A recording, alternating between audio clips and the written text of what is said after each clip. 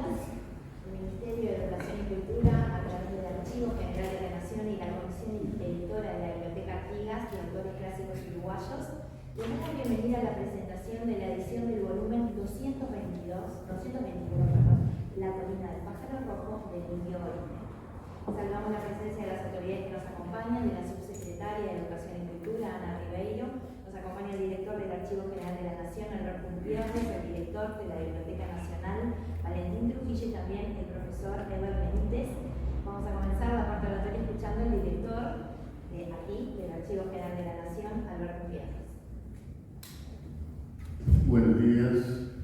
Bueno, darles la bienvenida y agradecerles la presencia a todos, la secretaria y el director de la Biblioteca Valentín Trujillo y especialmente al doctor Eber Benítez, prologuista de este libro que estamos presentando hoy. La última publicación al día de hoy, probablemente no sea la última del año o del periodo, La colina del pájaro rojo de Emilio Oline. Bueno, sin otro particular, lo dejo con el profesor Valentín.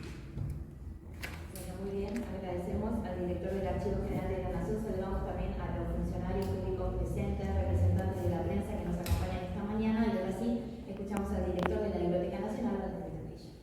Muchas gracias, buenos días, siempre es un gusto estar aquí. Y hago una referencia locativa y saludo a quienes me acompañan en la mesa, a la subsecretaria Ribeiro, al director del archivo, Alberto Gutiérrez, y en este caso concreto al prologuista de este libro, el profesor Eber Benítez Pesolano. Pero además quiero hacerles la referencia de que este es el lugar físico exactamente donde sesiona la Comisión de Clásicos. Esta mesa. Y además aprovecho para saludar también por el Archivo de la Nación a Mauricio Vázquez Bevilacqua, que en su fase de coordinador también participa de las sesiones y es parte de la comisión. Esto lo digo porque esta es una comisión cuatripartita que tiene una historia hermosísima y en la que Emilio Oline también tuvo una vinculación en una de sus múltiples facetas. Porque creo que la importancia de Emilio Oline aquí, en este libro, queda explícita, una vez más dentro de la colección de los clásicos, en su faceta de poeta. Pero Emilio Oline además fue un gran intelectual, fue un fino crítico literario, hizo periodismo también, se dedicó a la medicina, fue diplomático y fue gestor del ámbito cultural público, siendo nada más y nada menos que decano de Facultad de Humanidades durante varios años, además de integrante de sucesivas generaciones intelectuales en el Uruguay. Yo creo que siempre la edición de un libro es un motivo de felicidad y también un motivo de agradecimiento. Yo creo que aquí hay que agradecerle a la comisión que haya tomado en cuenta una idea que llegó desde la Biblioteca Nacional, agradecerle al profesor Eber Benítez que escribió este hermosísimo y fino prólogo, que invito a que lo lean porque es una muy buena introducción, una atractiva introducción a este volumen. Pero al mismo tiempo me gustaría agradecerle al grupo de investigadores de la Biblioteca Nacional. Y hoy se encuentran aquí Alejandra Dopico y Lorena Costa, pero me gustaría también destacar el trabajo de la profesora Vanessa Arta Sánchez. ¿Por qué hago referencia al grupo de investigadores de la Biblioteca Nacional? Porque en el archivo literario de la Biblioteca Nacional se encuentra la colección de documentos y papeles personales de Emilio Oline, que dan cuenta de esta diversidad como ser humano, como intelectual y como gestor. Y creo que en el trabajo que hizo Vanessa, en el trabajo en el que también colaboró Alejandra y Lorena, me parece que ya hay un primer atisbo de una idea que había surgido de dirección, que es el reflote de la figura de Emilio Oline y de la mano de Emilio Oline, la reivindicación de un montón de poetas que quedaron un poco a mitad de camino entre el 900 y el 45, que se los ha denominado de distinta forma, a veces de manera levemente peyorativa, los poetas oficiales, los poetas del centenario, los poetas que estaban vinculados al Estado, en algún caso, como si solamente ese hecho fuera una característica negativa, cuando yo estoy convencido de que eso no es así. Quisiera hacer una mención más a la figura de Emilio Oline y cómo, desde nuestra percepción, es un intelectual que encastra y une dos facetas muy presentes de la literatura en principio oriental y luego definitivamente uruguayo. Emilio Oribe fue un niño de Melo, un niño que tuvo su primer contacto con la vida y el universo en un lugar que se llamaba el Rincón de los Coronel, porque reivindiquemos también su línea materna. Él era Emilio Oribe Coronel. Y esa familia Coronel, de tanta raigambre arachana, se conecta directamente con un pasado bárbaro y bélico, que es el de las guerras del siglo XIX. Emilio Oribe, por parte materna, es descendiente directo de Nico Coronel, Nicomedes Coronel. No sé si ustedes recuerdan, pero fue la persona que degolló a Urquiza en el Palacio San José, en Entre Ríos. Y escribió una rapsodia que se llama la Rapsodia Bárbara en honor a esos coroneles. Pero al mismo tiempo fue ese niño rural que llegó a Montevideo y que estudió, hizo estudios formales y se formó en la Universidad de la República y se hizo médico y se transformó en un intelectual y se vinculó con las principales revistas y publicaciones literarias de su época y se transformó en un distinguido profesor y fue ascendiendo en esos grados hasta llegar a ser decano y llegar a ser un destacado intelectual y gestor cultural y a brevar en la filosofía clásica occidental, en Grecia, en los principios del cristianismo, en la Roma latina y pagana. Por supuesto, ahí está también la teoría del nous, Anaxágoras. Entonces, creo que Emilio Oribe, al que todavía en su generosidad como intelectual resta ser abordado, todavía ofrece un campo fértil de investigación y reúne en un intelectual, como decía, nacido en Cerro Largo y muy vinculado a un ámbito cerril, une también lo docto y lo une de una manera particular en este libro que probablemente sea el nudo de su obra en 1925, donde, como le dice muy bien Benítez en el prólogo, une un incipiente nativismo que también estaba en Cielo Valdés con una cuestión mucho más metafísica y ontológica, probablemente antecedente de T.S. Eliot o incluso de Sir John Peirce. Ese es Emilio Oribe, ese es por lo menos mi Emilio Oribe, el que a mí me atrae y me interesa como intelectual. Probablemente, como todos los libros y autores, esto permita múltiples lecturas, incluso algunas contradictorias con lo que yo estoy diciendo. Pero me parece que la ocasión amerita, y esta mesa de lujo amerita, bueno, saludar a la comisión. Creo que en este libro la comisión agrega a la colección de clásicos Artigas, de clásicos uruguayos, perdón, de la Biblioteca Artigas, un volumen, La colina del pájaro rojo, que bien Benítez pudo haberse llamado La cuchilla del churrinche del chicolo, y no, se llama el churrinche, la bolita de fuego, el churrinche. Podría haber sido La cuchilla del churrinche, que se llama La colina del pájaro rojo, y creo que en esa abstracción entre el paisaje rural y una cuestión de ideas casi platónicas es una buena síntesis de lo que fue Emilio Oribe para la literatura nacional. Muchísimas gracias.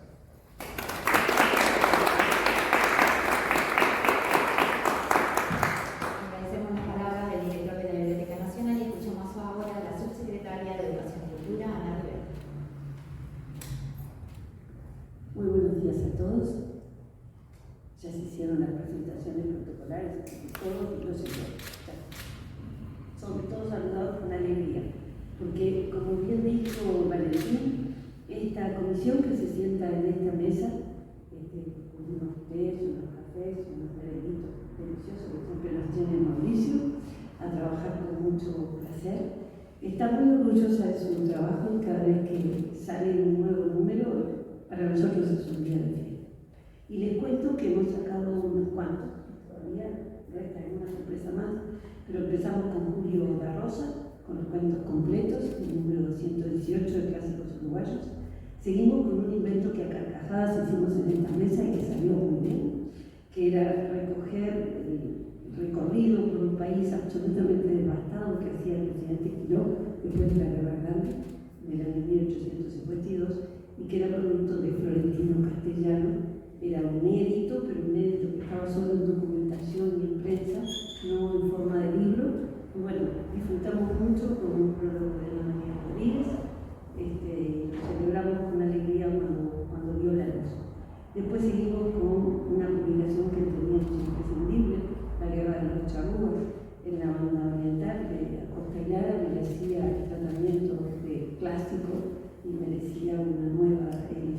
Y aquí estamos con Aquelina el pájaro rojo, o el cerro, ¿verdad? La cuchilla del Churrinche, que podría ser una síntesis, como bien lo dice, fantástico. Y además editamos el cajón de Sánchez que había dejado previsto Alicia Casas de Valor, y que aquí ese libro inmenso de verdad, física e intelectualmente, pero en castellano, también lo publicamos. Así que esta comisión de clásicos está muy satisfecha del trabajo que ha hecho. Es un trabajo que yo saludo, celebro y agradezco. No está con nosotros hoy Andrés Aspiros, porque, bueno, problema con el nene en la escuela, tuvo que salir corriendo a rescatar a su pequeño hijo y no pudo llegar. Pero siempre trabajamos juntos, lo que ustedes ven aquí, Andrés, Valentín, Alberto, Mauricio y yo, y estamos de verdad muy contentos de eso. Clásicos Uruguayos es una colección magnífica, que conserva sus características, es sobria casi a nivel de la austeridad, conserva el color, conserva esa característica de no es un libro caro. Sabemos que no se ha convertido en un libro objeto como lo que ahora nos regala la literatura, que se agradece, pero aquí no hay adornos, no hay tapas espectaculares, no hay ilustraciones. Aquí hay puro valor literario en una versión modesta, pero al alcance de todos. Y ese espíritu que fue el que dejó Pibe Devoto nos gusta respetar. Creo que lo saben, ¿cierto? Me he jugado con la pasada.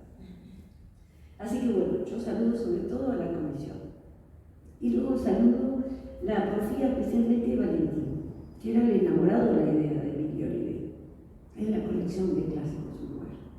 Y que, de verdad, después nos llevó a coincidir fácilmente a todos con quién era la persona adecuada para hacer el prólogo.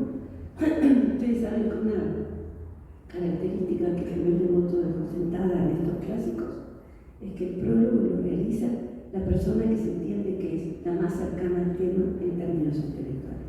Y en eso tuvimos una unanimidad así fulminante. Tiene que ser Benítez. Y confiamos plenamente en que iba a ser lo que finalmente hizo, un prólogo estupendo. Así que celebro eso. Y luego celebro como lectora, porque yo no lo había leído, confié plenamente en el criterio de Valentín cuando lo sugirió en la mesa, y lo leí ayer, hoy era el día, y lo leí con un disfrute tan grande, porque como bien dijo Valentín, en este título hay una síntesis que muestra al señor que viene de campaña, que viene del 19 feroz, que marcó a todo el Uruguay, y que se integra a un respaldo potente del Estado al mundo intelectual, no para tener poetas oficiales, sino para elevar la vida intelectual del país en el camino hacia la pacificación y al reconocimiento del sistema de partidos y a la necesidad imperiosa de dirimir las diferencias en las urnas y no en las cuchillas, con lanzas y con armas de fuego. Y en ese sentido esa labor del vallismo está detrás de Emilio Oliveira y de tantos otros nombres. Y él hace esa síntesis logrando una belleza que está presente especialmente en La colina del pájaro rojo, un poema específico de ese pájaro rojo, pero también en esa escena que vio en la estancia de los padres ya muertos, como define, cuando describe el nido de las carátulas que son hechas prisioneras, que las atrapan en una jaula y los padres deciden matarlos antes que dejarlos cautivos, y dejan vivos a dos tordos que, como siempre, los padres los dejan en el nido ajeno, como bien dice la canción, y a esos no les importa si son libres o no, a esos los abandonan, pero a los suyos los matan, porque la libertad es la ley primera, y luego abandonan el lugar. Es una escena que él ha visto y que luego hace un poema con ellos. Y no es un poema menor, es el poema del Señor que es capaz de leer a la tabla, que lo entiende, que lo sintetiza. Producto de la investigación de estas señoras magníficas que están sentadas allí, es el haber encontrado esa carta de Juana Ibarburu, que me parece que es mejor síntesis de todo lo que yo intenté decirles hoy acá. Solo les digo, me emocionó la poesía. Ustedes saben que la poesía es un pacto tácito, nunca bien definido. Hay gente que puede pactar con un poeta y gente que no. A mí me pasa con una poeta inglesa, ¿te parece? Que yo sé que es inmensa, pero la leo como una receta médica, no me emociona nada. Y sin embargo, cuando Saint George le decía buen día, y yo caía desmayada de emoción. Me parecía que hacía poesía solo por soledad. Ustedes saben que el pacto con la poesía es intransferible. Bueno, yo hice rápidamente en el cansancio del día de ayer, me senté con cené, que todo el mundo se costó dormir, me lo leí de una sentada con profunda emoción. Pero creo que Juana lo dice mejor que yo y agradezco esa tarea de investigación que hacen allí en la casita del doctor, que yo la bendeciría, porque de ahí salen cosas magníficas, producto de la investigación discreta, callada y refinada que hacen en la biblioteca los investigadores en el archivo digital. Y lo digo para ustedes y termino acá. Y escuchamos a Keller, que es lo único que importaba. Ella describe con la gentileza y la letra preciosa que todos nos conocemos a Juana Ibarburu, y le dice al autor que acaba de publicar La colina del pájaro rojo, le dice: poemas con sabor de América y de vigorosa juventud, equilibrio perfecto, voz segura que canta sin un balbuceo, con una fuerza limpia que encanta y asombra. Yo le diría, me gusta más que nada el canto de las piedras pequeñas de los ríos. Precioso.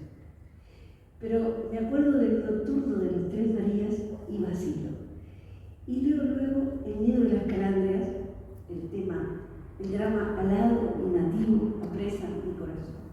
Y paso uno a uno los poemas que integran el libro y me digo que esta colina del pájaro rojo es todo un acontecimiento en la poesía americana.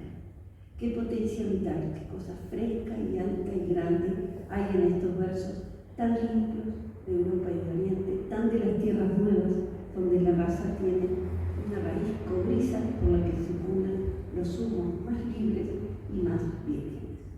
Me parece la mejor descripción de este pequeño gran libro. Ojalá lo disfruten todos. Muchas gracias.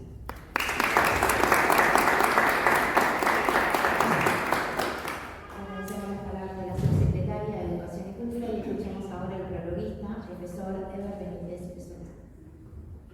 Buenos días. Es realmente un placer, también un honor estar aquí presentando este libro, y quiero agradecer en primer lugar a la comisión, al entusiasmo y al rigor con que han trabajado para hacer la selección del texto, del prólogo, de cómo lo hacen regularmente, decidiendo en términos colectivos.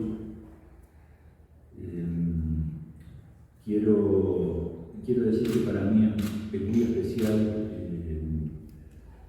fue muy especial haber escrito un prólogo para Emilio Oreo. Alguna vez yo se lo había comentado a Valentín, también a Ana en su momento, a quienes agradezco infinitamente. Y también, por supuesto, agradezco la presencia de todos ustedes aquí. Incluso lo comentamos con Vanessa Sánchez, que en nombre de ella yo agradezco en el prólogo y a quienes le han acompañado, por supuesto, en esa actividad. Si yo dijera algunas cosas más sobre Emilio Oreo y sobre la decisión de elegir La colina del pájaro rojo, diría que en parte, porque me gusta evocar un poco las cosas, mi vínculo con Emilio Oreo se remonta prácticamente a la adolescencia, después otras cosas, como un viento que arrasa, se llevaron por delante ciertas lecturas, después volvieron esas lecturas, pero recuerdo haber leído una antología simplemente, una vieja, pequeña, infinita antología de poemas de Emilio Oreo. Cuando leí La simetría, es uno de los poemas que está aquí, es el que encontré que se podía escribir de una manera diferente y que esa escritura poética estaba muy asociada con un pensamiento que en esa época me conmovía, que era el pensamiento filosófico, que hasta el día de hoy, en buena medida, me acompaña. Haber elegido La colina del pájaro rojo es para mí haber encontrado, o creer haber encontrado, el punto de inflexión de la poesía de este gran poeta intelectual, académico, diplomático, traductor de Pueblo de Lerín, excelente traducción del Cementerio Marino, y otras cosas también. Es haber elegido, digamos, una figura muy compleja, ¿sí? Porque cuando uno toma a Oribe como poeta, también lo encuentra como filósofo. No separado, pero como un poeta que no escribe filosofemas, sino que escribe poesía que invoca y convoca a cierto pensamiento que es intensamente metafísico. ¿Por qué elijo este libro en ese sentido también? Porque para mí es a partir de ese momento en que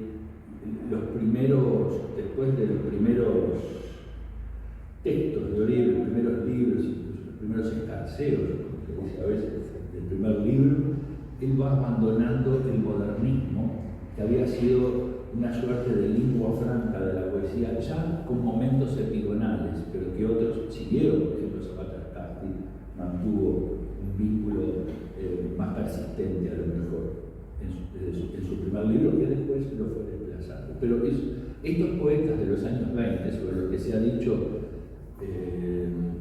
dicho muchas cosas, algunas muy injustas, son poetas que deben ser reivindicados, y Oribe, no digo en primer lugar, pero en los primeros lugares de esa reivindicación. Esta reivindicación no es una reivindicación en los términos de una justa, de una suerte de competencia o de una respuesta a los desplazamientos, sino porque no reivindicándolos supone una pérdida del valor, de las posibilidades del valor. Y el valor hoy en día, más que nunca, incluso en los estudios, en la lectura literaria, en los estudios literarios, creo que es una razón fundamental. En esa medida, La colina del pájaro rojo, decía al principio, es para mí un punto de inflexión. Ese punto de inflexión supone que en este escritor que tiene 30 y pocos años y que sus poemas datan en realidad del 22, 23, 24, este escritor que después va a ser una segunda edición, obviamente sobre la cual está basada la presente, va a circular alrededor de una zona que podríamos llamar cercana a los nativistas, así a Valdés, pero también cercana a un primer y segundo tiempo de Juana de Ibarburu, es decir, pero no por un juego de influencias, no por un juego, sino más bien por un juego de afinidades que están en el despliegue de lo que podríamos llamar el ambiente o las distintas formas de sensibilidad. Porque esas formas de sensibilidad han cambiado, van cambiando hacia los años 20, y hay rezagos, así como hay cosas nuevas. Oribe tiene al principio de los dos y luego se va desplazando en una novedad que lo hace bastante incomparable, es decir, dentro de la poesía nacional. La colina del pájaro rojo tiene ese tipo de poesía que tiene una fuerte impronta filosófica y al mismo tiempo una fuerte impronta sensual, en el sentido más inglés, digamos, de una línea poética que afecta sobre todo la estética de los sentidos, una estética que se sostiene en los sentidos.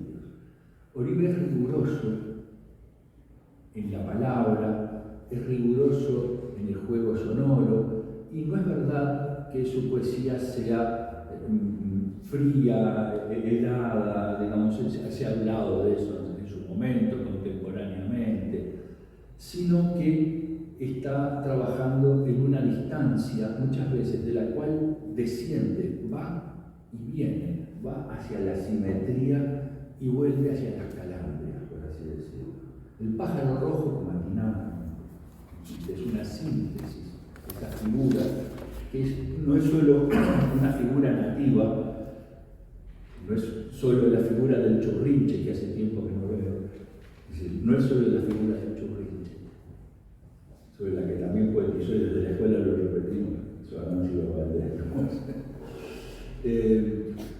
sino que es, digamos, ese fuego en la altura, es un pájaro de fuego, de alguna manera. Que yo no lo dije así acá, porque podía conducir a otra cosa, a Stravinsky justamente, y no es lo que yo quería. ¿Puedo ser impertinente? Sí, claro. El churrinche niega, Sí. así que va y viene. Va y viene. Va y viene. Sí. Sí. Tiene un rojo como nunca había visto, que lo veía ahora en las webs. Para mí es muy importante esto, y sobre todo ver cómo hay en este libro, digamos, una verdadera decantación por un lado hasta un punto y un magma de lo que vendrá, de lo que después es Ars Magna, uno de sus mejores creaciones poéticas.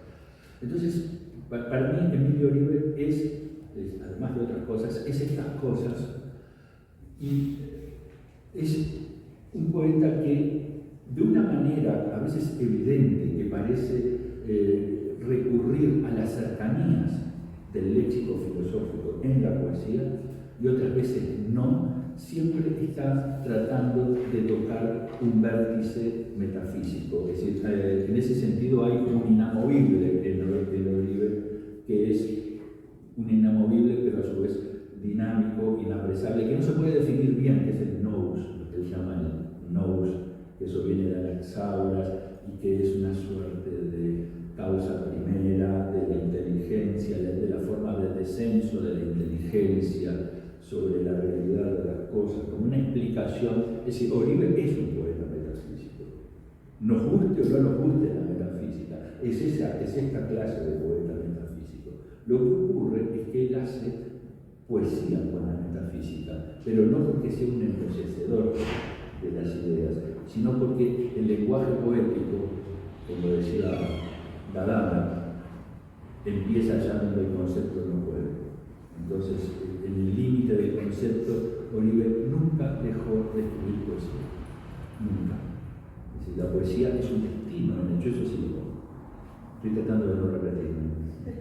Pero la poesía es un destino en él, es un destino bastante claro. Él empieza a escribir, bueno, Poética y Plástica, de los más conocidos, del primer impulso teórico de él. Pero cuando uno lee la dinámica del verbo, la teoría de Nous, y después el libro sobre el plotino, libritos, opúsculos sobre el plotino, uno se da cuenta de cuál es, digamos, la inquietud profunda que anima todo esto. Entonces uno empieza a leer como si esto fuera alegórico, y no lo es, por suerte. Entonces uno lee El nido de las calandrias y encuentra otra cosa, encuentra un designio que viene de arriba, y que son las calandrias que matan a los hijos, y que a su vez ese designio se deja leer, digamos, casi históricamente, como un acto de libertad. O la libertad o es la muerte, es la muerte. Entonces, cuando uno, es decir, ese poema que tiene esas características de Long Poem, de poema largo, que Oribe también trabajó, es decir, es más que significativo, y sobre todo es interesante cómo distintos lenguajes producen una rara homogeneidad en el libro, porque entre la simetría y el nido de las calandrias, o entre glorificación del sol y el jinete y la copa, hay diferencias, no solo de motivos, sino de ciertos rastros de lo que podríamos llamar, solo por comodidad, ciertos rastros de estilo. Sin embargo, este poeta que tuvo una enorme conciencia de la poesía, cuando escribe esto, yo diría, casi en forma brutal, es el momento en que Oribe crece más, desde el punto de vista poético. Es decir, por eso yo elegí La colina del pájaro rojo, porque hubiera sido más cómodo publicar o proponer Ars Magna, porque es un momento como de consagración, bueno, acá como un momento culminante. Y no, La colina del pájaro rojo es un momento dinámico y muy incluso el nativismo, digamos, las herencias nativistas que son contemporáneas, no herencias, son absolutamente contemporáneas, es decir, están allí, pero se niegan a quedarse en el color local, se niegan a quedarse en una poética, digamos, nacional y de la metáfora, sino que Oribe va en busca de otras cosas, es decir, va en lo que podríamos llamar un mundo que está más allá de la inmanencia del campo, pero solo se logra tocando esa inmanencia. Cuando él intenta tocar esa inmanencia, salta siempre hacia una trascendencia, porque es lo que anima la inmanencia, la manera de mirar lo corriente, la manera de mirar los ríos, la manera de mirar, es decir, no se trata, digamos, de generar un campo nativo, un momento nativo, sino de saltar por encima de él y saber que él forma parte también del aliento de lo que él llama el nous, tan difícil de definir y tan afortunadamente asediado desde distintos lugares. Yo recuerdo, entre otras, esto sí lo cito, las apreciaciones de Clemente Estable, que eran apreciaciones muy atinadas, realmente muy atinadas. Oribe fue, como decía hoy, también un traductor. Y fue traductor, sobre todo quiero recordar el hecho de la traducción del Cementerio Marino, los grandes poemas de Paul Valéry. Y es ahí en donde él se detiene como traductor para generar una afinidad de poesía. Esa afinidad de poesía no lo va a abandonar, pero eso empieza acá. Y empieza con tensiones que podríamos decir que este pájaro, que es la imagen que preside, la imagen emblemática de todo el libro, este pájaro tiene algo de inalcanzable y al mismo tiempo es el derrame sobre lo otro, sobre una enorme alteridad que solo se explica en este juego de la poesía por dar con alguna forma de la verdad. De manera que para mí haberme detenido a hacer un prólogo sobre Emilio Oribe me llevó volver a leer, sobre todo volver a leer sus textos filosóficos. He tratado de ser lo más secular posible en la transmisión, en la comunicación, porque Oribe es un poeta denso que a su vez es un ensayista filosófico, no es un tratadista, y sus momentos ensayísticos son muy potentes, son verdaderamente sugestivos. Algunos de ellos parecen poesía y otros no.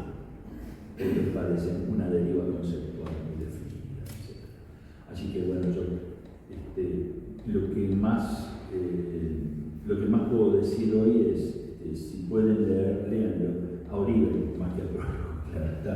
Es decir, porque este libro este poema debe ser reivindicado de este poeta de Mello, de Cerro Largo. Una parte de mi familia también de Cerro Largo. Y de la cercanía de algunas zonas que aparecen estos textos.